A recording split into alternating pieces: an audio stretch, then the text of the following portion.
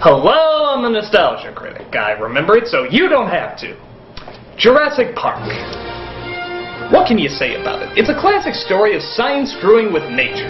Sort of a monster movie meets family adventure, Jurassic Park introduced groundbreaking effects, heart-stopping action scenes, and continues to be Steven Spielberg's highest-grossing film. So as you can imagine, there was a lot of hype for Steven Spielberg to do another movie. Hey, you know what, Mr. Spielberg, before you even knew what you had, you patented it, you packaged it, you slapped on a plastic lunchbox, and now you're selling it. Well, Lost World.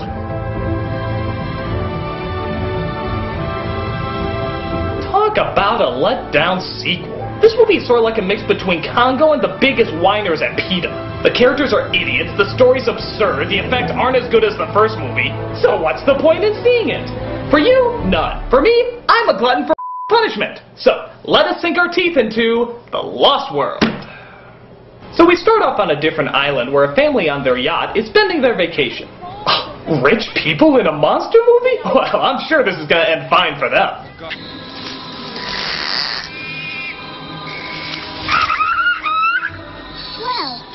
Hello there. What are you? What little girl is this? Any real child would take a look at that little green monster and go,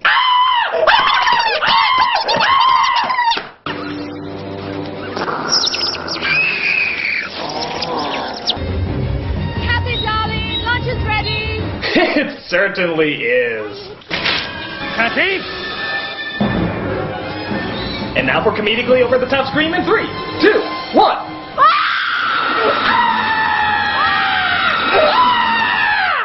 Seriously, what woman, especially seeing her daughter getting eaten, would take the time to raise her arms in the air and throw them down? You do that while telling a joke. The aristocrat! And then we cut to this.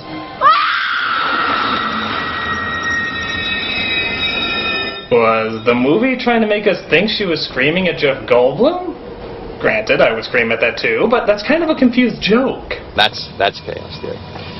So we see our main character, Ian Malcolm. Oh, let's just call him Jeff Goldblum, because we all know that's who he's really playing. He drops by the house of John Hammond, played again by Richard Attenborough, as we see some other familiar faces. The 2 little kids from the first movie. Hello, Dr. Malcolm. Kids. It's so great to see you. What do you do, dear? A very brief cameo. Me too.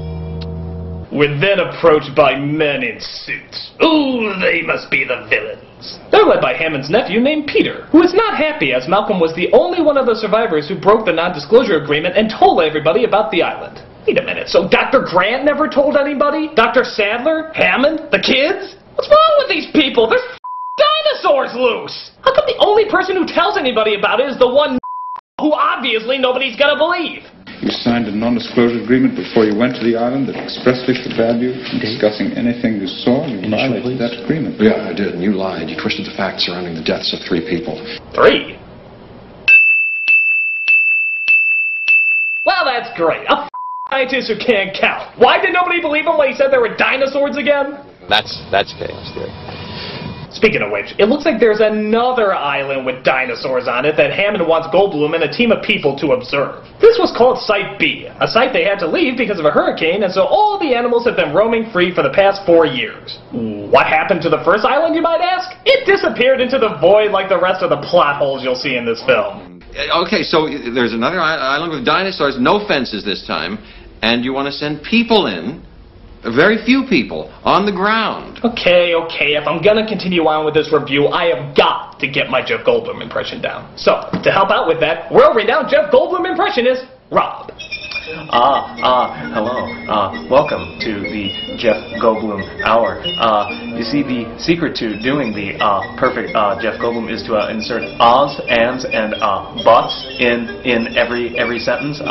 Secret is to never complete a full sentence without going or but. There's more to this. You see, for the secret to doing Jeff Goldblum is to put the accent on the wrong words. That's the secret there. So when you want to say a statement, that is the secret to doing a Jeff Goldblum. And there it is. So Hammond tells Goldblum that his nephew wants to exploit Site B and bring the dinosaurs to a park in America. And of course, he wants Goldblum to go in and preserve the animals. Public opinion is the one thing that I can use to preserve it, but in order to rally that kind of support, I need a complete photo record of those animals alive and in their natural habitat. And seeing how you were almost eaten by half of them, I figure you'd be the perfect person to protect them. Goldblum, of course, says no, but Hammond threatens that if he doesn't, he'll never see his girlfriend again. You didn't contact Sarah. Paleontological behavior study is a brand new field, and Sarah Harding is on that frontier. You sent my girlfriend to this island alone? How do you go on a trip to an abandoned island filled with dinosaurs and not tell your boyfriend? I guess, like most women, she just wanted to get as far away from Jeff Goldblum as possible. It's not a research expedition anymore. It's a rescue operation, and it's leaving right now. Oh, did I put on the soundtrack to the first Jurassic Park again? So Goldblum goes and gets his team together, including Vince Vaughn. Yay! Oh wait, he's, not in the comedy. We also come across Kelly, Goldblum's only daughter. Wait a minute, one daughter?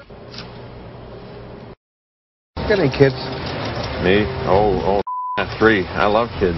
What's with this idiot of numbers? What, first how many people die, now how many kids he has? I mean, what the f*** is wrong with you? I can't read or write.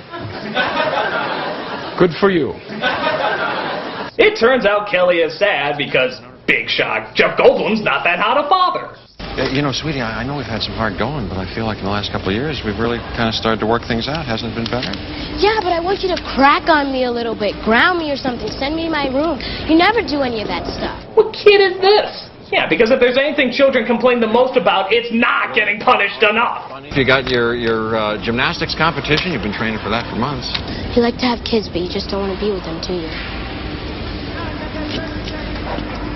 Hey, I'm not the one who dumped you here and split for Paris, so don't take it out on me. Nice parroting there, Goldblum. Why don't you bring up her aborted brother while you're at it?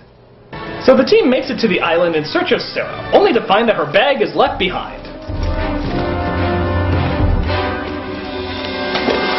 Sarah!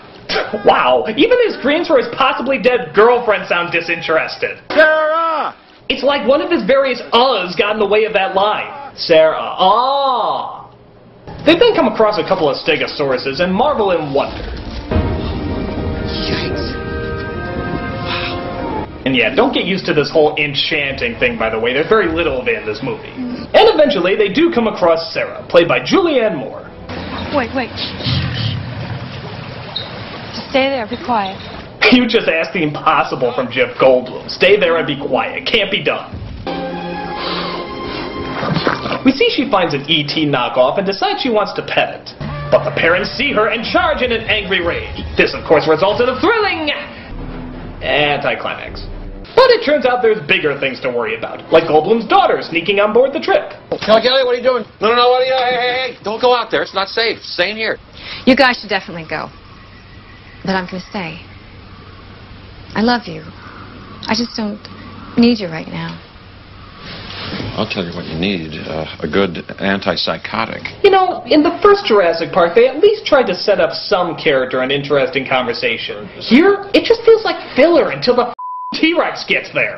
In fact, let's play a game. A little game I like to call Try to Be Invested. Just listen to this conversation and honestly act like you give a crap. Seriously, just try to be interested. So listen, when you're out in the field, nothing we can do can leave any more people say that our findings are contaminated. I'd be happy to deliver a letter to your wife or your loved one, give a chance to think about it, okay? We leave no scent of any kind, no insect no repellent, no hair tonic, no cologne. I'll be in there. All our food plastic bags. Our presence needs to be 100% antiseptic. If we... Can I just see the lawyer getting eaten again? That's awesome. Can I just watch that for 2 hours? But they hear a noise in the distance. A horrible, terrible sound. What could it possibly be? Man! Yes, man. Man would sodomize your hamster if he could with a... Okay, we know the drill. Just see who these guys are. Oh, it's that Peter jerk again. And this time he's accompanied by another Peter, Pete Popplethwaite, and his killer cheekbones, as they try to hunt down some dinosaurs for their zoo in America. It'll be a packy Back to you. Say that again, Wallen. A what? The one with the big red horn, the pompadour. Really? You hire people to hunt dinosaurs who don't even know the names of the dinosaurs? Why would you go hunting with a person who doesn't even know the name of the animal you're hunting? Oh, it's big, it's got antlers, it's got these really big hooves. A lion? Yeah! So our heroes look over the horror of what they're seeing and they let it all sink in.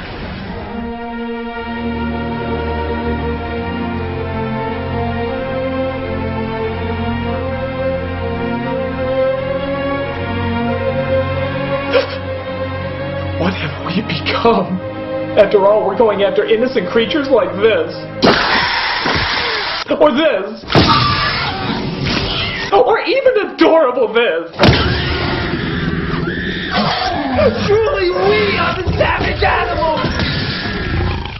So the two Peters come across a baby Tyrannosaurus and trap it in order to capture the mother.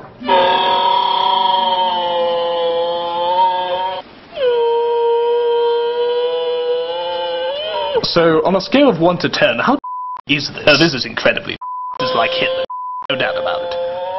But luckily, Vince Vaughn is loading up and ready for action. Hammond told me these people might show up. I thought we'd be finished by the time they got started, but in case they weren't, he did send a backup plan. What backup plan? Me?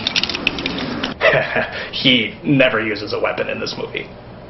But to be fair, Vince Vaughn is no stranger to tough situations. What, a hot older woman made you feel her? Stop crying like a little girl. What'd you do with him? You play the motorboat? You motorboating son of a old sailor, you. So, like friggin' idiots, they let all the dinosaurs out of their cages. And, wouldn't you know it, they run amok.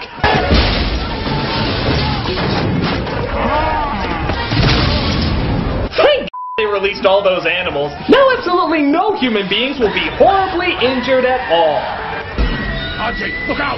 Jump! By the way, what dinosaur could literally throw a car into a tree? What is this, the Babe Ruthosaurus? And if you think that was stupid of our heroes, take a gander at this. They find the baby T-Rex and bring him to the trailer. Are you guys morons? Why don't you just eat me all over you? There it is. There's a fracture right above the epiphysis. Other animals are gonna hear this. Dad, I gotta get out of here, please. I wanna get out of here. I wanna go to the Yes, listen to the girl. She's the only one who knows what she's talking about. In fact, let's start taking bets about who's gonna die in this movie. You got annoying blabbermouth Jeff Goldblum, idiot scientist Julianne Moore, not such a Vince Vaughn, or pudgy, doughy guy who's only had 8 lines. Tell me, folks, who do you think is gonna die? Let me emphasize that this is who you think is gonna die, not who you wish was going to die. There you go. So Goldblum gets his daughter to safety, but they hear the T-Rex in the distance. So he tries to call them to let them know the T-Rex is getting closer. We have no idea what his metabolism is. We'll kill him with too much. We'll put him into respiratory arrest. Nick, I need your hand here. Right here. You know what? They deserve to die. No, really, let them rot. Goldblum said it himself. Nature is selecting them for extinction. As far as I'm concerned, they're T-Rex. Ciao. Dad, please stay here. I'm coming right back. I give you my word.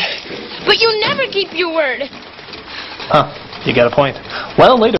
I'm Batman. So, of course, Goldblum arrives just in time to recreate the T-Rex raining scene from the first movie. Mommy's very angry. Don't move. Their eyesight's based on who's expendable. This isn't hunting behavior, Ian. They came for their infant. Well, duh! We have a ranting scientist who can't count, an idiot scientist who kidnaps baby T-Rexes, and a hunter who lets dangerous beasts go. Is the black girl the only one who has a brain in this movie? So they let the baby T-Rex out, and everything seems to be okay. But wouldn't you know it, T-Rexes are vengeful now, as they come back and try to shove the trailer off the cliff. They try to break the windows open to get out, but they just won't budge. Thus, the trailer is knocked over the side and hanging by a thread. Hang on to something! Hang on to something! Do something! Do something! Do something!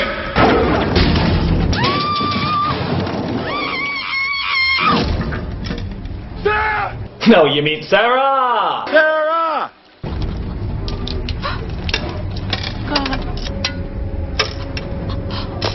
Wait a minute! A second ago they couldn't get the glass open! Now the slightest bit of pressure is gonna bust it? This trailer's as reliable as a BP pipe! They manage to grab her in time as Doughy Guy comes in to save the day. What's in this? Oh, come on, he just put his hand on the shattered glass. Who makes these windows? Who's hurt? What do you need? We need rope.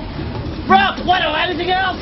Yeah, 3 double cheeseburgers with everything. No onions on mine. I don't know. We'll turn it over. You know, I'm not gonna rescue you if you're not gonna take this seriously. Okay, so his one Jeep somehow manages to pull up 2 trailers. Yeah, you figure that one out. When guess who returns? Now tell me, why the did these 2 come back? Did they just want to make sure they were still hanging there? Maybe instead of just leaving them on a cliff, they were like, oh yeah, we're dinosaurs. Let's eat something. Oh, hey, is that Mommy? Is she angry? You might still have a chance if she's not very angry. So the guy gets eaten, and watch this. Both trailers fall right through them, not damaging one hair on their heads. I haven't been impressed with such incredible luck since the pipe scene from Twister. Some people have all the contrived conveniences, don't they? That's chaos, dude. So the hunters find our heroes and manage to pull them out. I'd just like to point out it was mean, terrible man who helped you out of that incident, while those harmless dinosaurs you were trying to protect ate your Doughy Guy and kicked you off a cliff. By moving the baby Rex into our camp, we may have changed the adults' perceived territory. They're what? That's why they persisted in destroying the trailers. They now feel they have to defend this entire area. Again, we like to thank our main heroes for tending to the baby and dooming all people on the island. Rex just fed, so he won't stalk us for food. Just fed? I assume you're talking about Eddie. You might show a little respect. The man saved our lives by giving his. You will show respect for our Doughy Guy. My point is that predators don't hunt when they're not hungry. No, only humans do. Oh, you're breaking our heart. Oh, they're still on blaming the humans for everything. Have you ever considered that if you 4 never showed up, none of these disasters would have happened? They would have gotten the dinosaurs and just put them in a zoo. Oh no! It's almost like what we do with other animals, you little tree huggers! Let's get this movable feast underway. So they journey to the only control tower where they can possibly make contact. Making friends with Ahab, huh? So, you gonna be in the remake of Psycho? Yeah. Yeah, me too. Agent. On the bright side, maybe we can tell William H. Macy not to be in any of these Jurassic Park movies. So as they take a break, one of the hunters, played by Peter Stormare, gets attacked by the Comeuppance-saurus because he attacked them earlier. The other hunters forget about him almost as fast as the audience does. But later that evening, they hear something going bump in the night. It turns out it's the T-Rex because he smells the blood on Julianne Moore's jacket. Interesting. They said before his eyesight's based on movement, but now he operates by smell. Kinda weird. You would think he would smell Dr. Grant and the girl in the first movie, seeing how his nose is right in front of them. But hey, their ancestors a mosquito. I'm sure their genes got up somewhere. So of course everyone starts fleeing in fear and the T-Rex tries to catch up with them. Again, kinda weird. In the first movie, the T-Rex was fast enough to catch up with a Jeep. In this movie, he's struggling to keep up with a large crowd of people. In fact, did Dr. Hammond in the first film say, well, we clocked the T-Rex to 32 miles an hour. Well, what the slowing him down? Oh well, I guess this one has a disadvantage from the other film, seeing how this one was not kept in captivity, has been hunting in the wild for 4 years. I guess that would slow any dinosaur down. Again, mosquitoes! The genetics must be crazy. That's chaos, dude.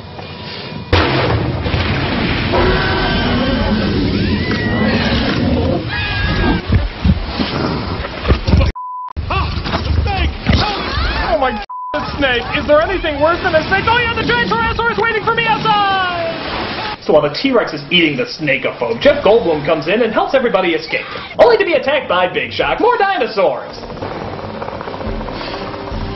Go. As fast as you can.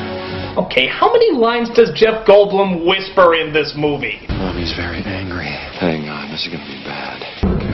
Kelly. Go. As fast as you can. I mean, what's the point anyway?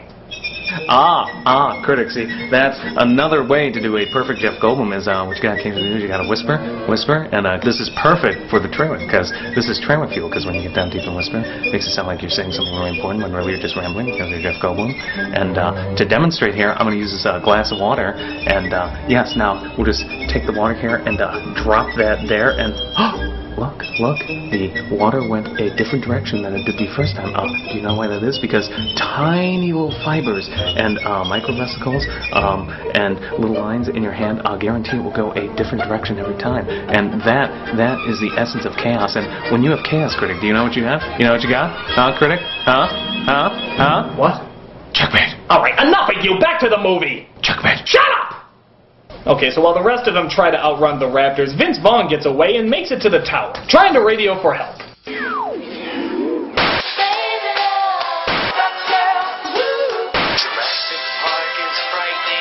Go ahead, Harvard. Meanwhile, the Raptors attack, and Goldblum's gang tries to get away from them. No, don't you remember they can open doors? And that too. He manages to hide in the building with the other two, but they get trapped on the second floor. Kelly? Kelly, no! No, Kelly, don't! It's too cliched and too contrived! Yes, folks, she's using her flips and kicks from her gymnastics class to save the day.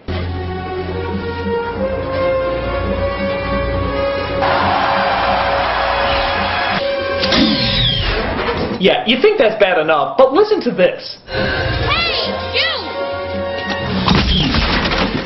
I love the fact that the Raptor actually turns when she says, "Hey, you."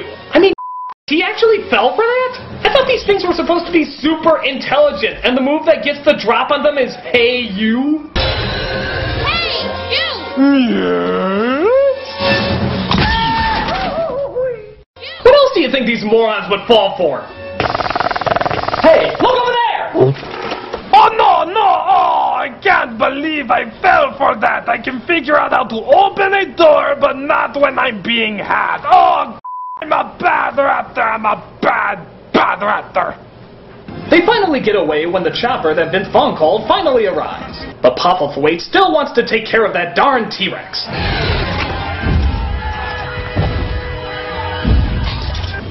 Well, that's one souvenir that won't be taken with him.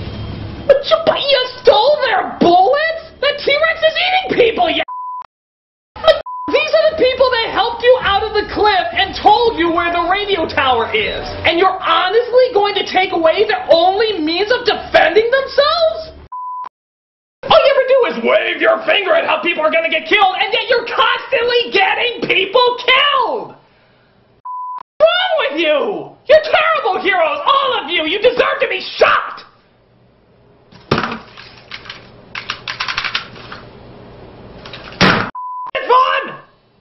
I guess in the long run it doesn't matter because they still capture the T-Rex anyway and bring him to San Diego.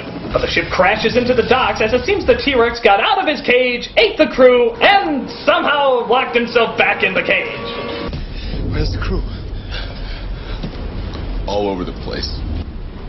Look at this. Don't you love it how the T-Rex ripped a guy from his hand and yet somehow didn't damage any other part of the room? Considerate animal, isn't he? Well, of course, some presses the button and accidentally lets the T-Rex go, allowing the monster to run amok all throughout San Diego. Now you're John Hammond. That's right. Now you're John Hammond. I didn't even know we were supposed to hate him by this point, but ooh, I hate him now! So the T-Rex roams the neighborhood and searches for water.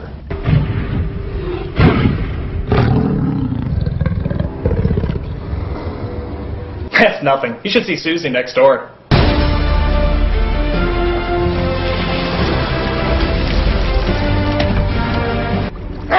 Oh look, even Boomer makes a cameo in this movie. There's a dinosaur in our backyard. Yes, but what about Boomer?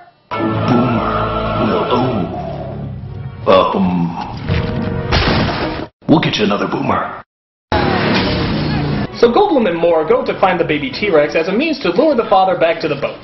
Hey, what the you think you're doing? Taking the kid. You really want to stop us? Shoot us. No, just let him drive away, of course, because, you know, it's not like it's their job to stop him or anything. And we see the T-Rex ripping the city a new one.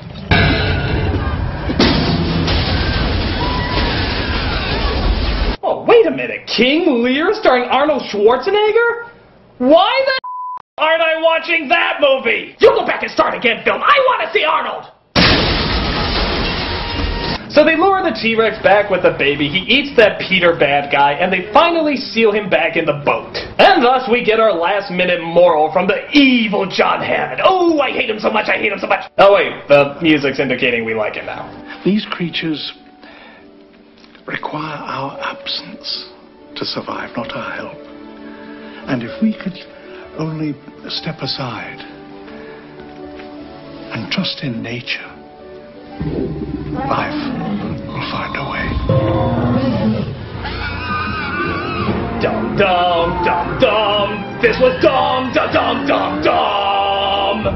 This film was so dumb dumb. Dum dum dum dum.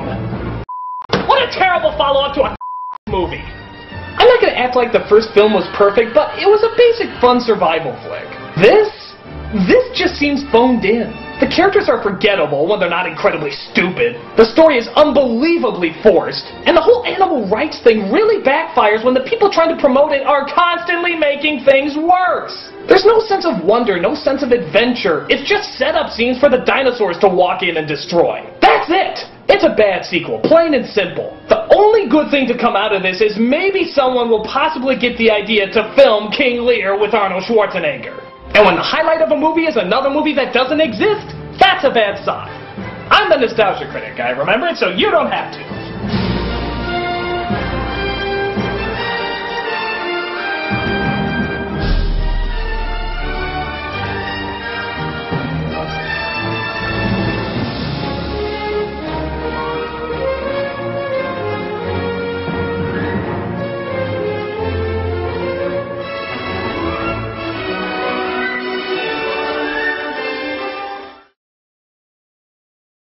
Now, there were supposed to be dinosaurs in this dinosaur review, right? Hello? Hello? Yes? That's chaos, dude.